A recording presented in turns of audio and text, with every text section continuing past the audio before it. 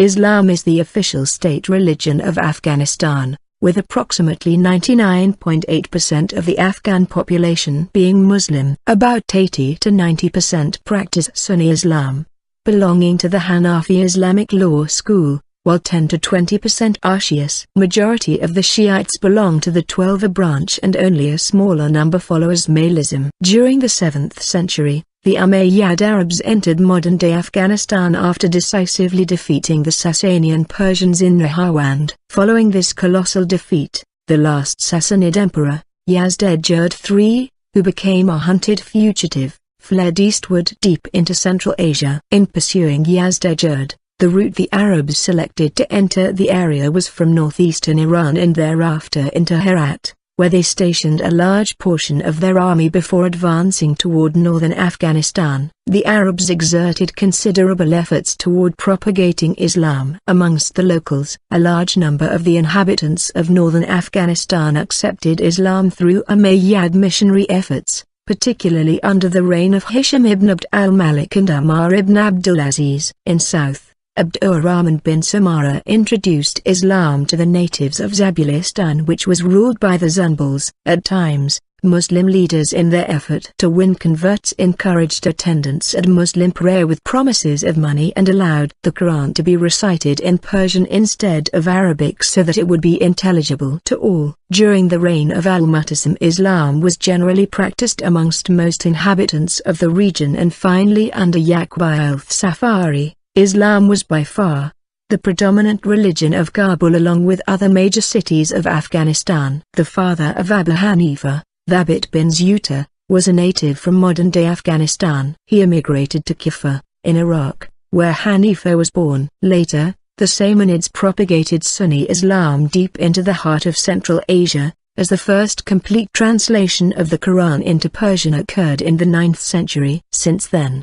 Islam has dominated the country's religious landscape. Islamic leaders have entered the political sphere at various times of crisis, but rarely exercised secular authority for long.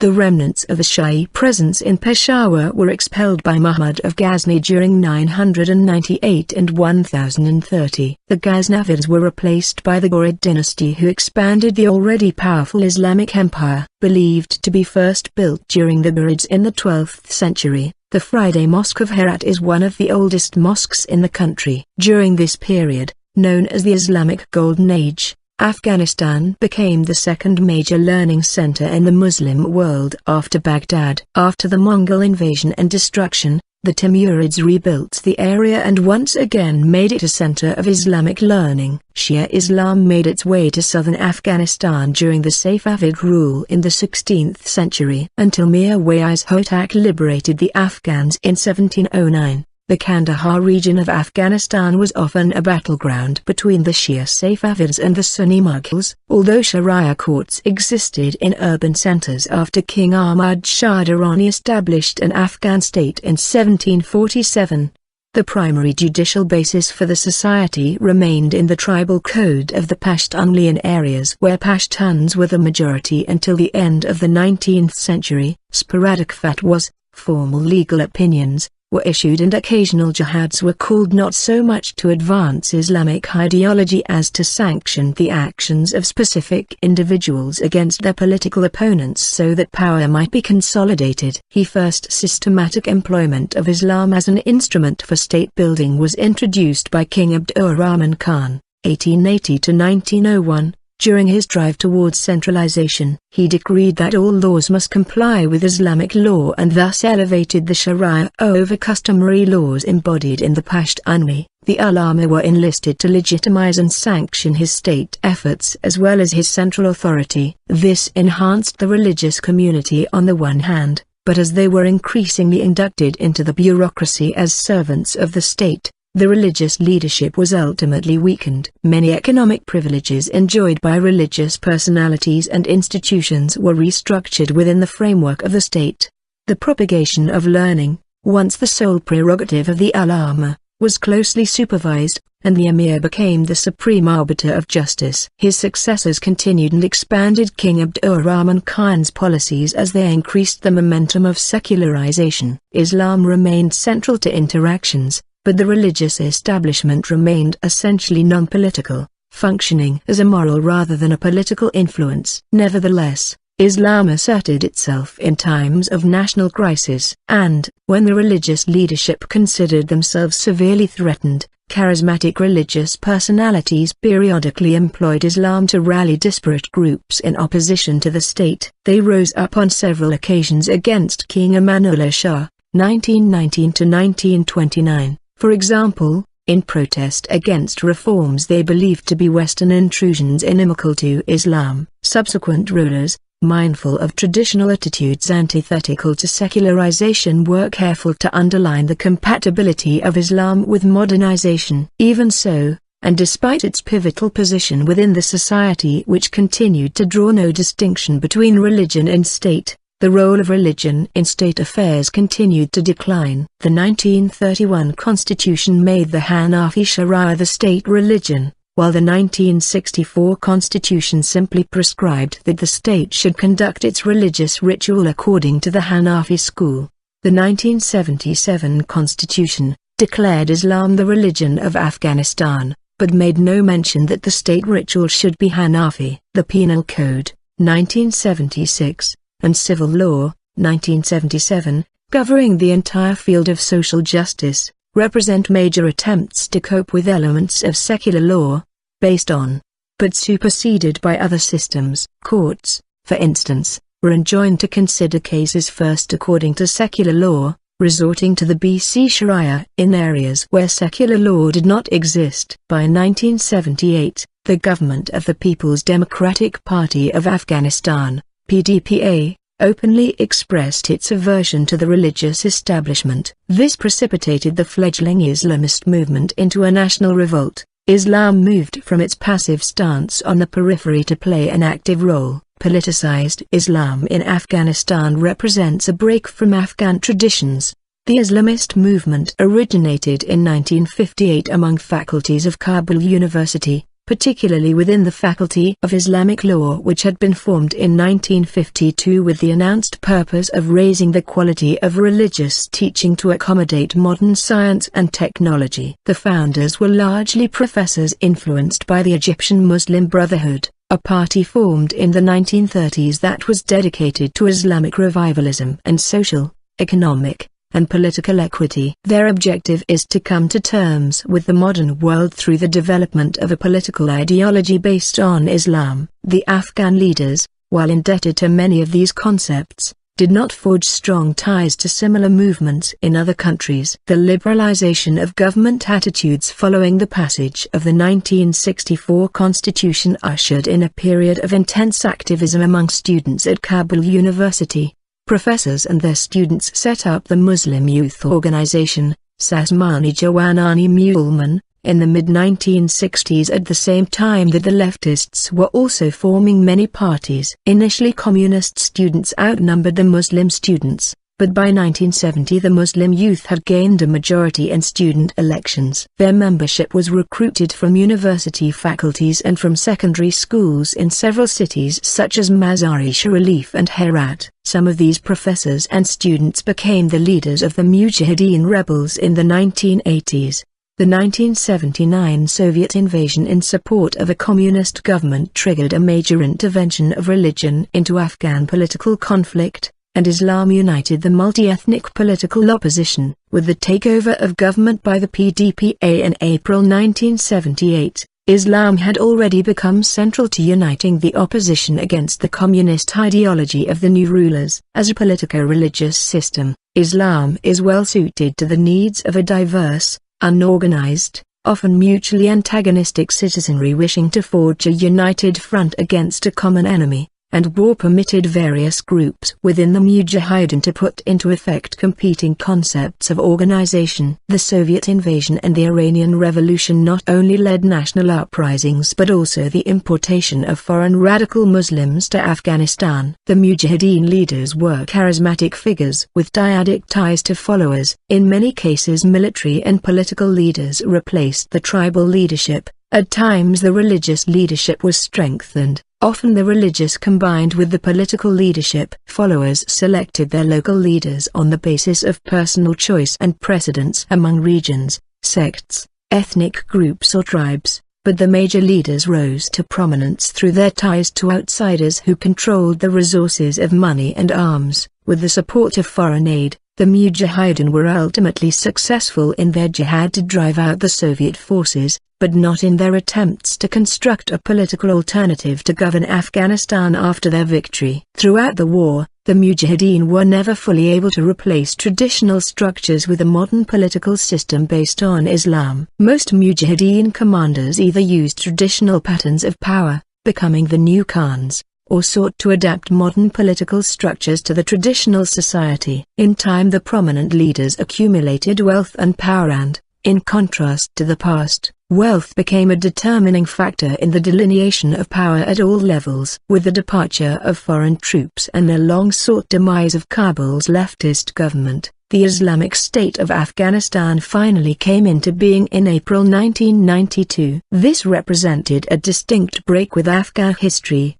for religious specialists had never before exercised state power. But the new government failed to establish its legitimacy and, as much of its financial support dissipated, local and middle-range commanders and their militia not only fought among themselves but resorted to a host of unacceptable practices in their protracted scrambles for power and profit. Throughout the nation, the populace suffered from harassment, extortion, kidnapping, burglary, hijacking and acts dishonoring women. Drug trafficking increased alarmingly. Nowhere were the highways safe. The Mujahideen had forfeited the trust they once enjoyed. In the fall of 1994, a group called the Taliban came forth vowing to cleanse the nation of warlords and criminals. Their intention was to create a pure Islamic government subject to their own strict interpretations of the Sharia. Many Pakistani politicians supported the Taliban, including Sami ul-Haq, who is regarded as the father of the Taliban. A number of its leaders were one-time Mujahideen members,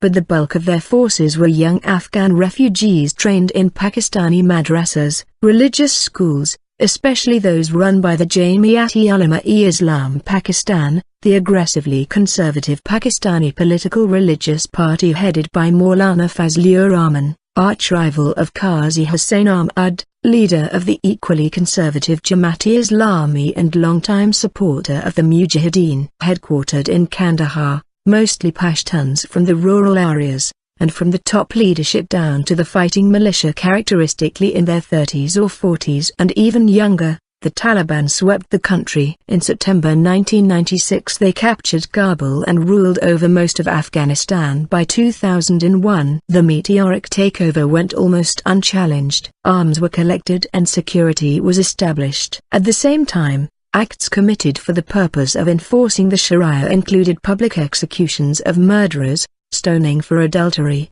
amputation for theft, a ban on all forms of gambling such as kite flying, chess and cockfights, prohibition of music and videos, prescriptions against pictures of humans and animals, and an embargo on women's voices over the radio. Women were to remain as invisible as possible, behind the veil, in purdah in their homes, and dismissed from work or study outside their homes. They were toppled by a combined Afghan-NATO military force. In late 2001, majority of them escaped to neighboring Pakistan, from where they launched insurgency against the current NATO-backed Afghan government. Peace negotiations between the Taliban and the Afghan government is ongoing as of 2013. Islam in Afghan society. For Afghans, Islam represents a potentially unifying symbolic system which offsets the divisiveness that frequently rises from the existence of a deep pride in tribal loyalties and an abounding sense of personal and family honor found in multi-tribal and multi-ethnic societies such as Afghanistan. Islam is a central,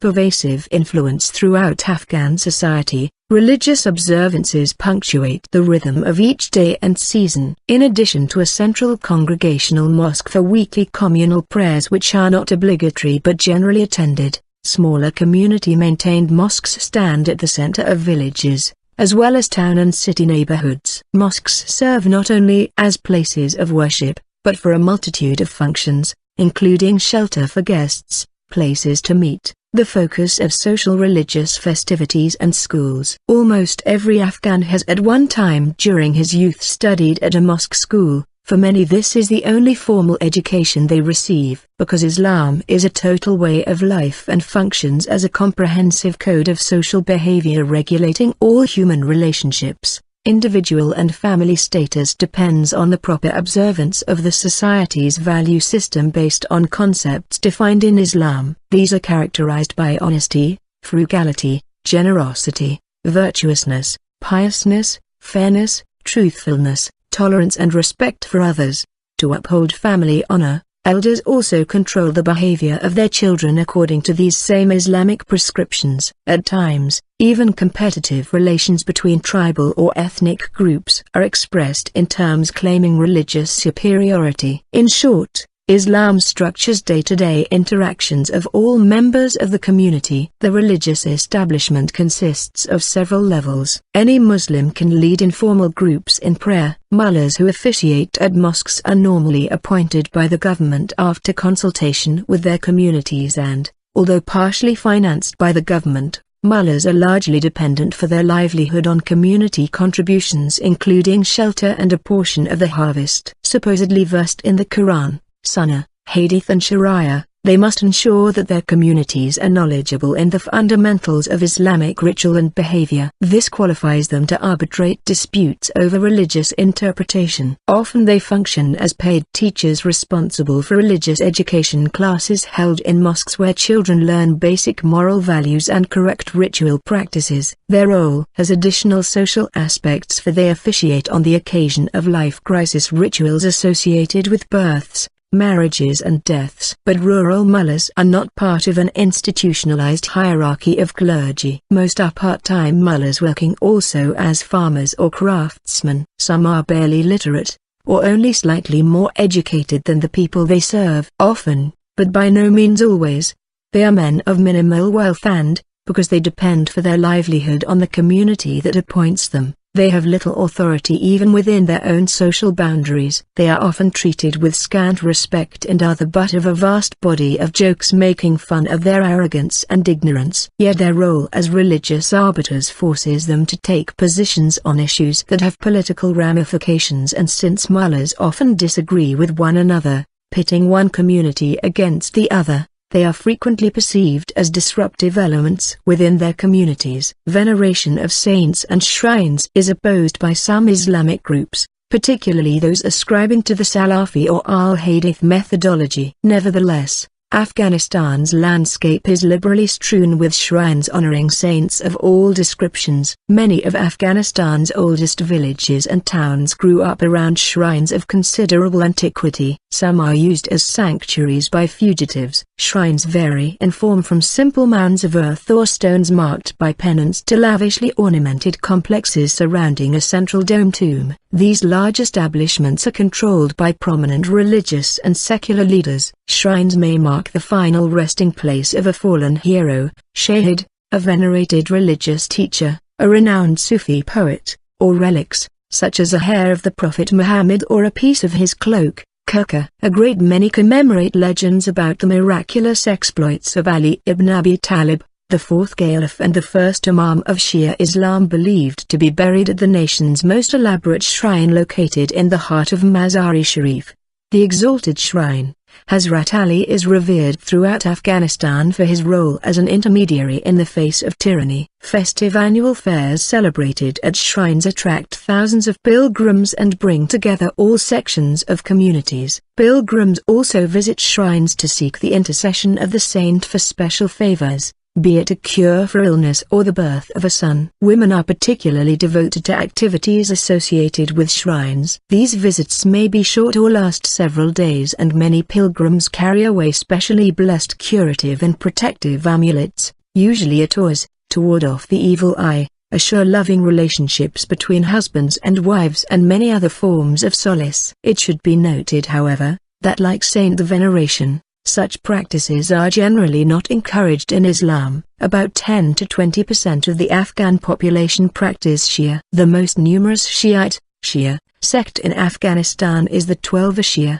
who are mostly of the Hazara ethnic group living in the Hazarajat of central Afghanistan, and the Farsawan of Herat province. Mixtures occur in certain areas such as Bamiyan province where Sunni, Twelver and Ismaili may be found. Twelver Shia are also found in urban centers such as Kabul, Kandahar, Ghazni, and Mazar-i-Sharif, where numbers of Qizilbash and Hazara reside. Urban Shia are successful small business entrepreneurs, many gained from the development of education that began in the 1950s. The political involvement of Shia communities grew dramatically during the politicized era during and following the Soviet invasion. Politically aware Shia students formed the hardcore of the Afghan Maoist movement of the 1960s and early 1970s. After 1978, Shia Mujahideen groups in the Hazarajat, although frequently at odds with one another, were active in the jihad and subsequently in the fighting for the control of Kabul. During the political maneuvering leading up to the establishment of the Islamic State of Afghanistan in 1992, the Shia groups unsuccessfully negotiated for more equitable, consequential political and social roles. Ismailism.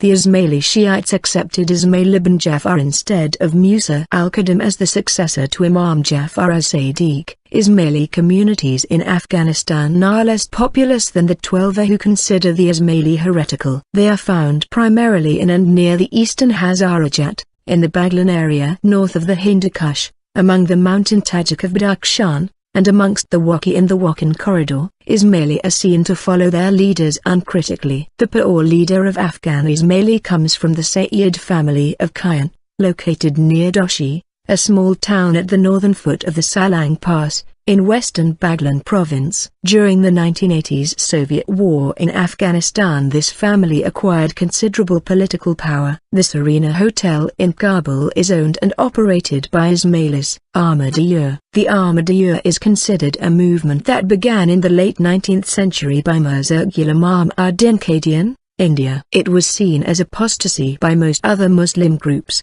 and accordingly only 12 years after Mirza Ghulam's claim of Mahdihood, a couple of Ahmadiyya members were stoned to death in Kabul during 1901 to 1903. Later in the 1920s, King Amanullah Khan had several Ahmadiyya members forcibly reverted, and in 1924 affiliation with Ahmadiyya became a capital offense. 3 Sufi orders are prominent: the Naqshbandiyya founded in Bukhara, the Qadiriyya founded in Baghdad, and the Chashtiya located at Cheshti-Sharif east of Herat. Among the Naqshbandi, Ahmad al-Faruqi Kabuli, born north of Kabul, acquired renown for his teachings in India during the reign of the Mughal Emperor Akbar in the 16th century. Another famous Qadiriyya named Maulana Faizani came to prominence in the 1960s and 1970s, and was a leading critic against the creeping influence of communist philosophy. Jailed in the mid-70s, Maulana Faizani disappeared when the Khalqis came to power and remains missing to this day. The Chashtiya order was founded by Maudud al-Chashti, who was born in the 12th century and later taught in India. The Chashtiya Brotherhood, concentrated in the Hari River Valley around Hobi, Karak and Chashti-Sharif, is very strong locally and maintains madrasas with fine libraries. Traditionally the Chashtiya have kept aloof from politics, although they were effectively active during the resistance within their own organizations and in their own areas. Herat and its environs has the largest number and greatest diversity of Sufi branches, many of which are connected with local tombs of ziyarat. Other Sufi groups are found all across the north, with important centers in Maimana, Faryab province, and in Kunduz. The brotherhoods in Kabul and around Mazar-i-Sharif are mostly associated with the Naqshbandiyya. The Qadiriyya are found mainly among the eastern Pushtun of Wardak, Paksia and Nangarhar, including many Ghilzai nomadic groups. Other smaller groups are settled in Kandahar and in Shindand, Farah province. The Chashtiya are centered in the Hari River Valley. There are no formal Sufi orders among the Shia in the central Hazarajat, although some of the concepts are associated with Sayyids, descendants of the Prophet Muhammad, who are especially venerated among the Shia. Afghanistan is unique in that there is little hostility between the ulama, religion scholars, and the Sufi orders. A number of Sufi leaders are considered as ulama, and many ulama closely associate with Sufi brotherhoods. The general populace accords Sufis respect for their learning and for possessing karamat, the psychic spiritual power conferred upon them by God that enables Purs to perform acts of generosity and bestow blessings.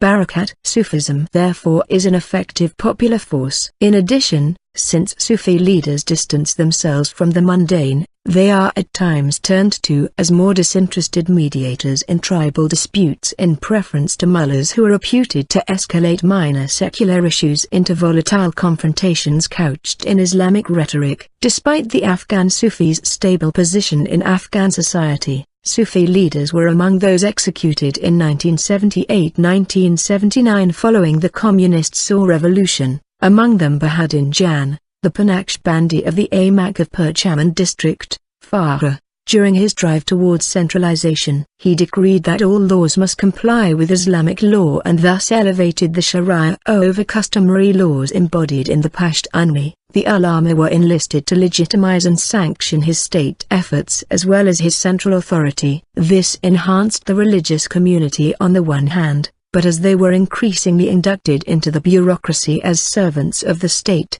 the religious leadership was ultimately weakened. Many economic privileges enjoyed by religious personalities and institutions were restructured within the framework of the state. The propagation of learning, once the sole prerogative of the ulama, was closely supervised, and the emir became the supreme arbiter of justice. His successors continued and expanded King Abdur-Rahman Khan's policies as they increased the momentum of secularization. Islam remained central to interactions, but the religious establishment remained essentially non-political, functioning as a moral rather than a political locals. A large number of the inhabitants of northern Afghanistan accepted Islam through Umayyad missionary efforts, particularly under the reign of Hisham ibn Abd al-Malik and Umar ibn Abdulaziz. In South, Abdur-Rahman bin Samara introduced Islam to the natives of Zabulistan, which was ruled by the Zunbals. At times, Muslim leaders in their effort to win converts encouraged attendance at Muslim prayer with promises of money and allowed the Quran to be recited in Persian instead of Arabic so that it would be intelligible to all. During the reign of al-Mu'tasim, Islam was generally practiced amongst most inhabitants of the region, and finally under Yaqub al-Safari,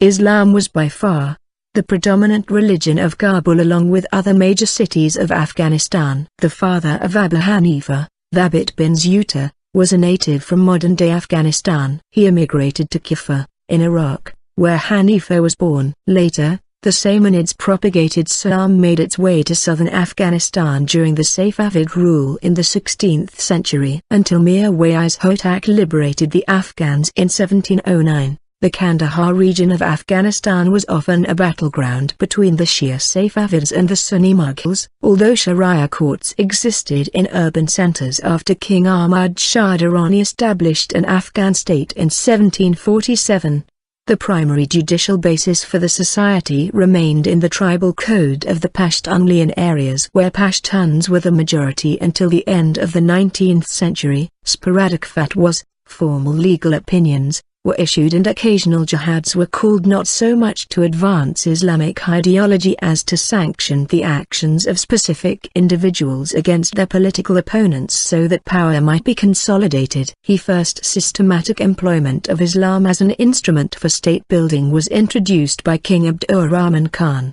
1880 to 1901. Islam is the official state religion of Afghanistan, with approximately 99.8% of the Afghan population being Muslim. About 80 to 90% practice Sunni Islam, belonging to the Hanafi Islamic law school, while 10 to 20% are Shias. Majority of the Shiites belong to the Twelver branch and only a smaller number follow Ismailism. During the 7th century, the Umayyad Arabs entered modern-day Afghanistan after decisively defeating the Sasanian Persians in Nahawand. Following this colossal defeat, the last Sassanid emperor, Yazdegerd III, who became a hunted fugitive, fled eastward deep into Central Asia. In pursuing Yazdegerd, the route the Arabs selected to enter the area was from northeastern Iran and thereafter into Herat, where they stationed a large portion of their army before advancing toward northern Afghanistan. The Arabs exerted considerable efforts toward propagating Islam amongst the Sunni Islam deep into the heart of Central Asia,